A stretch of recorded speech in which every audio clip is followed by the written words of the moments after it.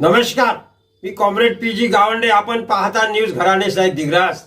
मित्र, एफडीआयच्या पथकावर काल रात्री 1 वाजता तुकारामजी मुंडे अन्न आणि औषध विभागाचे आयुक्त महाराष्ट्र राज्याचे त्यांच्या पथकावर प्राणघातक हल्ला झाला. मित्र हो, त्या भयाळ हल्ल्याचा निषेध करत आहोत. निषेध त्या भयाळ हल्ल्याचा न्यूज घराणेशाही निषेध करत आहे आणि त्या तुकारामजी मुंडेच्या पथकाला, तुकारामजी मुंडेला त्यांचं अभिनंदन करण्यात येत आहे.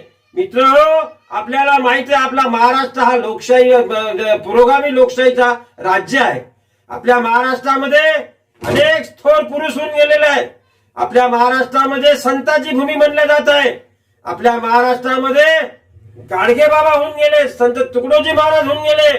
त्याने विरोध केला होता, बिडी, काडी, पुड्या, पाड्या, खर्रे, तंबाखू खाऊ नका रे बाबा. आणि त्या व्यसनाधीन होऊन लागली युवा पिढी या महाराष्ट्रातली. आणि तुकारामजी मुंडे त्याने का ठेका घेतला का हो? जीवावर उदार होऊन जनतेची सेवा एक प्रकारे करत आहेत. सांगायचं तात्पर्य, तो माणूस एका काळामध्ये तुकाराम महाराज होते, संत तुकाराम महाराज होऊन गेले. ते बी लोकांना खपलं नाही, त्यांचंही बरं दिसलं नाही. म्हणजे या महाराष्ट्रामध्ये चांगलं काम करणारा यायला सहन होत नाही. त्याला, त्या माफियांना प्रोत्साहन देणार या सरकारला विनंती करायचे, यायला सजा द्या, सजा. यायला तुम्ही जन्मठेप द्या या माफियांना. हे गुटखा माफिया, खर्रे माफिया, तंबाखू मिक्स माफिया, पुड्या बनवतात, कारखाने काढतात. यांच्यावर जे तुकारामजी मुंडे आपले अन्न व औषधी विभागाचे आयुक्त महाराष्ट्र राज्याचे यांच्या पथकाने जे काल रात्री 1 वाजता औरंगाबादच्या परिसरामध्ये, छत्रपती संभाजीनगर परिसरामध्ये जे ट्रक चालला होता 1 लाख रुपयाचा भरलेला गुटख्याचा, ते त्यांच्या गुप्त माहिती मिळाली. तुकारामजी मुंडेचे कार्यालय, त्यांच्या कार्यालयामध्ये माहिती आली. मुंडे साहेबांनी त्यांची जे गुप्त विश्वासनीय पथक असते, विश्वासनीय माणसं असते, त्यांनी त्या पथकाला सांगितलं, सूचना दिल्या. आणि पथक त्या ठिकाणी रात्री ते 1 वाजता या माफियांचा ट्रक चालला होता. त्या पथकावर ते आपल्या मॅडम, सुरदुशे मॅडम आणि त्यांचे सहकारी त्यामध्ये त्या गाडीमध्ये होते. आणि त्या ट्रकच्या आजूबाजूभोवताल गाडी, आपली यांची पथकाची गाडी जाताच त्यांच्या माफियाच्या म्होरक्यांना पता लागला. माफियाच्या म्होरका जो डॉन आहे त्यांच्याशी मस्त पिक्चर टाईप, सिनेमा टाईप यांच्या 2 गाड्या, 2 तरुण त्या गाडीवर, 25 ते 30 वर्षाचे तरुण त्या ट्रक, त्यांच्या अधिकाऱ्याच्या पथकाच्या गाडी भोवताल अशा चक्कर गोल राऊंड मारत होते, असे गोल राऊंड. आणि त्या फोनवर बोलत होते, मारगोळी मारगोळी मारगोळी असा आवाज येत आहे. आपण त्याच्यामध्ये ते त्यांच्या मॅडमने जे व्हिडिओ घेतला ते क्लिक, आणि त्यांच्या त्या दोन जणांचे फोटो सुद्धा घेतलेले आहेत. लगेच त्यांनी त्यांच्या वरिष्ठांना फोन केले आणि सुचवलं की असं असं होतं या ठिकाणी. त्यावेळेस त्या ट्रक ताब्यात घेतला. त्यांचे ते काही त्यांचे आरोपी बी ताब्यात घेतले. मला सांगायचं आहे सरकारला, अहो सरकार, राज्य सरकार यांना, जे मुख्यमंत्री, उपमुख्यमंत्री आपले देवेंद्रजी फडणवीस साहेब मुख्यमंत्री आहेत, एकनाथरावजी शिंदे हा मुख्यमंत्री होते आणि जनतेचा फार भरोसा आहे त्यांच्यावर, ते उपमुख्यमंत्री सध्याचे.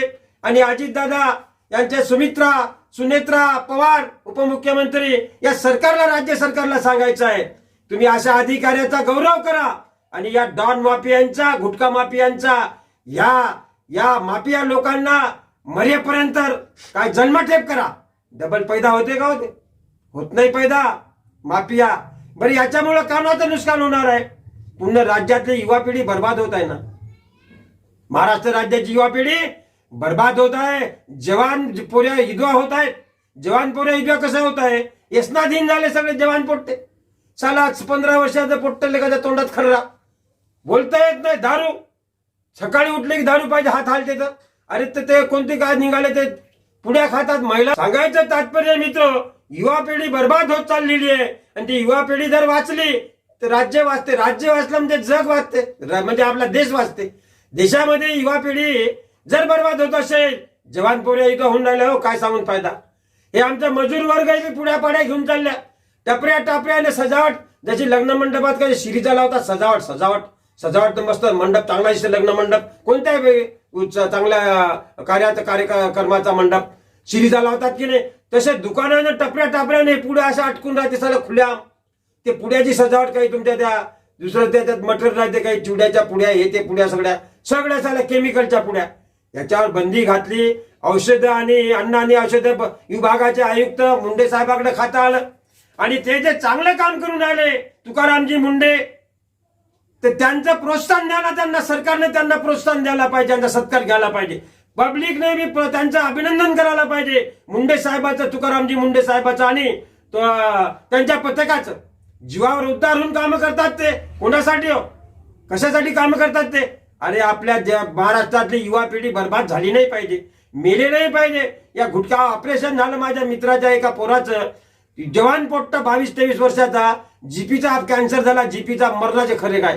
त्याचा बाप परी ऐकत नाही. अरे तू खाय ना पहिले बापू रे. बाप खाते, बाप म्हणते तू कुठं आहे रे बाबा, या दुकानावर फोनवर सांगते. आणि हे जा माझी तिथून एक खर्रा घेऊन येतो. काय तुमचे पोरं कसे ऐकल तुम्हाला? तुम्ही भाषाला आणायला लावता, पुतण्याला आणायला लावता, भतीजाला आणायला लावता. मग ते काकाचा ऐकणार आहे का हो ते पुतण्या? ते मामाचा ऐकणार आहे का ते भतीजा? त्याला दोषी तुम्ही आहात, जबाबदार पालक लोक आहे बरेचसे. सगळ्यात दोषी म्हणतात तर सरकारने हे नशा बंद केली पाहिजे. 6 वाजता दुकान उघडते दारूचे, 6 वाजता 5 वाजता दुपटे ते पिदाळे द्यायला सहन होत नाही. हे पिदाळे 6 वाजता आमच्या दिग्रस्त शिवाजी चौकातलं एक देशी दारूचं दुकान आहे दिग्रस मधलं, त्या दिग्रस तिथं 6 वाजता दारूवर जायचं हजर. अरे मी अमरावतीला चाललो होतो. या दीनबाईची केस टाकलेली अमरावती, त्या धर्मदायक आयुक्ताकडे. दीनबाईचं शिक्षणाचं व्यापारीकरण केलं, त्याने व्यापारी संकुल बांधलं. या तारखेवर चाललो होतं दिग्रस त्या अमरावती गाडीने. ते तिथे 2-4 जण उभे आणि म्हणे कुणीकडं नमस्कार रामराम म्हणे. अरे सकाळीच जवान पोट्टे साला. म्हणून जे तुकारामजी मुंडेचे पावलावर पाऊल टाकून म्हणजे चांगलं काम करत आहे, त्याचं प्रोत्साहन जनतेने करायला पाहिजे. अरे ते नशा पाणी करणारे ते लोक सोडा, किती आहे होते? 100तून 10-20 लोक आहेत. ते सगळं किडा लागते ना. एखादा आंब्याचा ढीक असते, आंब्याचा गंज उदाहरण, किंवा कांदा सडते, एखादा आपण सडलेला कांदा फेकून देत नाही का त्या गंजातला कट्ट्यातला? आंबा आपण सडलेला त्या ढिगातला काढून फेकत नाही का? असे सडलेले मोजके फेकून द्यावे लागते. त्याला उपदेशानं काही सुधरत नाही. उपदेशानं संत तुकाराम महाराज सांगून गेले, संत मोठे दाडगे बाबा गेले, तुकडोजी महाराज गेले. उपदेशानं ऐकत नाही, कायद्यानं ऐकतात लोक. तुम्हाला माहित नाही का, रात्री 10 म्हणजे 12 2 वाजेपर्यंत जाहीर सभा चालेत. आता कायदा झाला 10:30 म्हणजे 10:30. आवाज कंट्रोलमध्ये असला पाहिजे, पोंगे बंद झाले पाहिजे. कायद्यानं होते सगळे काय होते ते. लग्न लावतात साला पत्रिकेवर राहायचे, लग्न 10 वाजून 10 मिनिटाचं फक्त चालते. आणि ते लग्न पत्रिका नुसार लावतात का?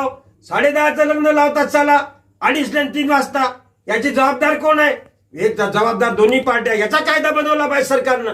म्हणून जे तुकारामजी मुंडे जे काम करत आहे, त्यांच्या पथकावर जे झाला हल्ला छत्रपती संभाजीनगरच्या परिसरामध्ये, त्या हल्ल्याचा जाहीर निषेध. आणि तुकारामजी मुंडे त्यांचं पथक जे काम करत आहे, त्यांचं अभिनंदन करण्यात येत आहे. त्यांचं अभिनंदन. त्यांनी असंच काम करावं, त्यांना जनतेने सहकार्य करायला पाहिजे, असं मला विनंती करून सांगायचं आहे जनतेला आणि सरकारला बी. धन्यवाद. सोबत आहे कॅमेरामॅन मोहम्मद इक्बाल भाई, घराणे साई न्यूज, दिग्रस, यवतमाळ, महाराष्ट्र, इंडिया.